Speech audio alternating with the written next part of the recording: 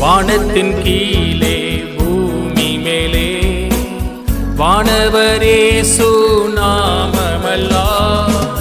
வானத்தின் கீழே பூமி மேலே வானவரேசு நாமமல்லால்.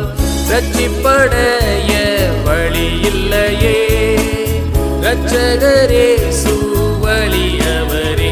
வருவாய் தருணமிதுவே, அழைக்கிறாரே வல்ல ஆண்டவரேசு உன்னை.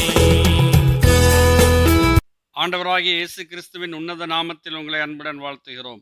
பரிசுத்த வேதாகமத்தில் யோவான் எழுதின சுவிசேஷம் 9ஆம் அதிகாரம் 5ஆம் வசனத்தில், நான் உலகத்தில் இருக்கையில் உலகத்திற்கு ஒளியாய் இருக்கிறேன் என்று ஆண்டவராகிய இயேசு கிறிஸ்து கூறுகிறதை பார்க்கிறோம்.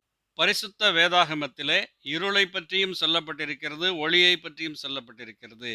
ஆண்டவர் நான் ஒளியாய் இருக்கிறேன் என்று சொல்லுகிறார். ஆண்டவர் நான் சத்தியமாய் இருக்கிறேன் என்று சொல்லுகிறார்.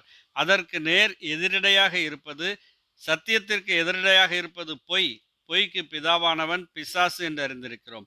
அதே போல ஒளிக்கு எதிரடையாய் இருப்பது இருள்.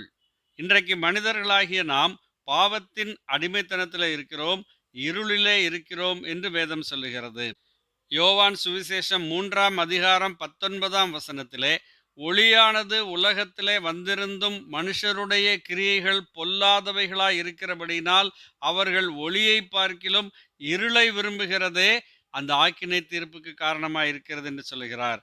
மனிதர்கள் பாவம் செய்ய விரும்புகிறார்கள், பாவத்தில் இருக்கிறார்கள், பாவத்திற்கு அடிமைப்பட்டவர்களாய் இருக்கிறார்கள், இருளிலே இருக்கிறார்கள்.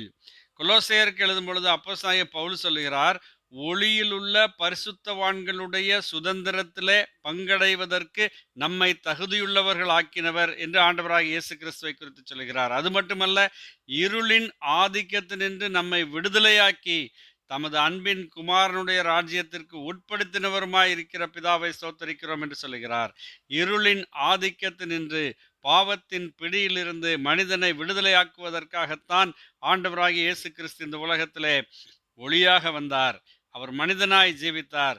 மனிதனுக்கு வரவேண்டிய நீதியான தேவனுடைய கோபாக்கினையை, தண்டனையை தன் பேரிலே ஏற்றுக்கொண்டு கல்வாரி சிலுவையிலே அவர் தம்மைத்தாமே பலியாக ஒப்பு கொடுத்து நமக்கு பாவ மன்னிப்பை, விடுதலையை உண்டாக்கி வைத்திருக்கிறார்.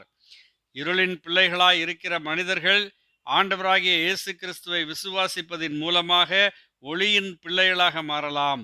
இருளின் அதிகாரத்தினின்று விடுதலையாக்கப்பட்டு அன்பின் குமாரனுடைய ராஜ்யத்திற்கு உட்படுத்தப்படலாம். அதற்காகத்தான் ஆண்டவராகிய இயேசு கிறிஸ்து தம்மைத்தாமே பலியாக ஒப்பு கொடுத்தார். மரித்து அடக்கம் பண்ணப்பட்ட அவர் 3ஆம் நாள் உயிர்த்தெழுந்தார்.